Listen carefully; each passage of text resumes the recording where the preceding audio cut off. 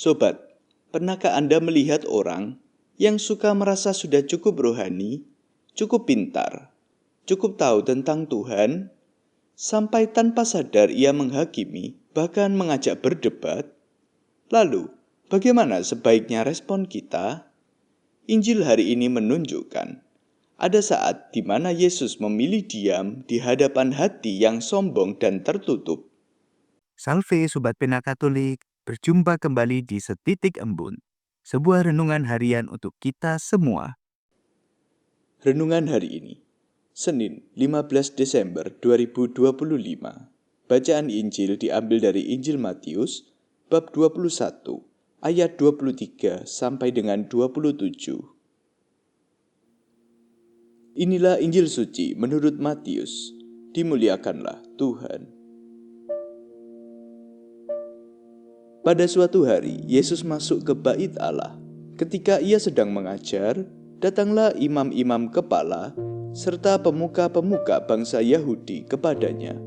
Mereka bertanya, "Dengan kuasa manakah engkau melakukan hal-hal itu? Dan siapakah yang memberikan kuasa itu kepadamu?"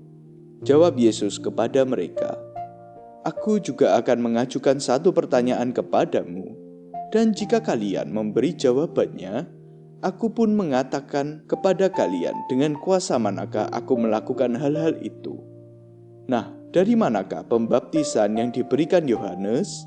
Dari surga atau dari manusia?" Mereka lalu berunding satu sama lain. "Jikalau kita katakan dari surga, ia akan berkata kepada kita, 'Kalau begitu, mengapa kalian tidak percaya kepadanya?' Tetapi jika kita katakan dari manusia, kita takut kepada orang banyak, sebab semua orang menganggap Yohanes ini nabi." Mereka lalu menjawab, "Kami tidak tahu." Maka Yesus pun berkata kepada mereka, "Jika demikian, aku pun tidak mau mengatakan kepada kalian dengan kuasa manakah aku melakukan hal-hal itu." Demikianlah sabda Tuhan. Terpujilah Kristus. Saudara-saudariku yang terkasih, hari ini kita melihat Yesus masuk ke bait Allah dan mengajar. Imam-imam kepala dan para pemuka bangsa datang dengan pertanyaan tentang kuasanya. Yesus menjawab dengan pertanyaan balik tentang pembaptisan Yohanes. Mereka tidak mencari kebenaran tapi menghitung untung rugi, lalu memilih jawaban aman, "Kami tidak tahu." Dan Yesus menutup percakapan, "Jika demikian, aku pun tidak mau mengatakan kepada kalian dengan kuasa manakah aku melakukan hal-hal itu." Nah, sobat, inilah yang menggelitik hati saya. Mengapa Yesus tak mau menjawab bahwa kuasa-kuasanya berasal dari surga? Apakah Yesus jual mahal pada mereka sehingga tak memberikan jawaban pada mereka? Bukankah ia datang ke dunia supaya semua manusia mendapatkan keselamatan melalui Dia? Sobat terkasih, coba kita bayangkan sejenak. Anda adalah seorang dokter muda yang baru saja koas di desa. Lalu ada pasien yang datang dan bertanya kepada Anda soal penyakitnya. Lalu Anda menjawabnya, dan kemudian pasien ini malah memotong, membantah, dan mendebat Anda. Ternyata pasien ini sebelumnya sudah mencari-cari info tentang penyakitnya di internet. Dan ia merasa bahwa ia lebih benar dan lebih pintar ketimbang Anda yang sudah sekolah bertahun-tahun hanya karena membaca info di internet yang tak jelas asal-usulnya. Nah, apakah kemudian pasien ini bisa sembuh jika ia masih mempertahankan sifat sok pintarnya tersebut? Kalau diberi resep yang benar, apakah ia akan menebusnya dan meminumnya? Tentu lebih bijaksana kalau Anda tidak masuk dalam perdebatan, tetapi menunggu sampai pasien ini siap merendahkan diri untuk sungguh-sungguh mau ditolong, bukan? Saudara-saudariku terkasih, begitupun Yesus. Saya yakin bukan karena Yesus jual mahal, bukan karena ia tidak mau menjangkau mereka. Namun orang yang sombong dan menutup diri tentu tidak siap menerima mutiara keselamatan.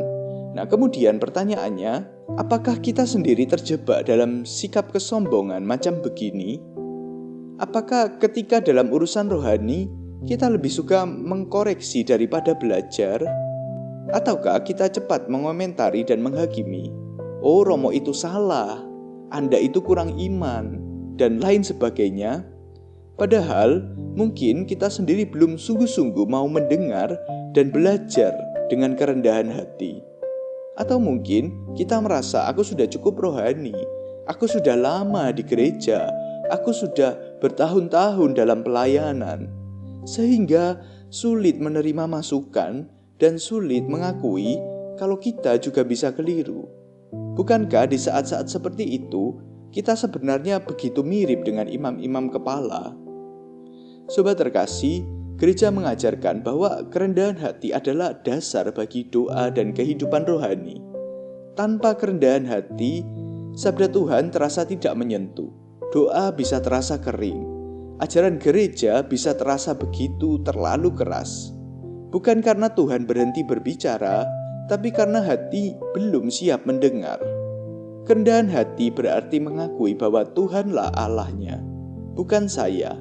Sehingga kita bersedia diajar, dikoreksi, dituntun, dan berani mengatakan, saya tidak selalu paling benar. Tanpa itu, mutiara keselamatan tetap berharga, tapi saya tidak sanggup menerimanya. Saudara-saudariku yang terkasih, mari kita jujur di hadapan Allah dan memeriksa batin kita.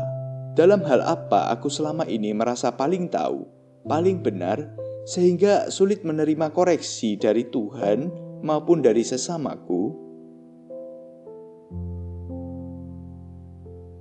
Adakah ajaran gereja atau dorongan batin yang sebenarnya sudah sering Tuhan tunjukkan, tetapi aku tolak dalam hati karena aku tidak mau merendahkan diri?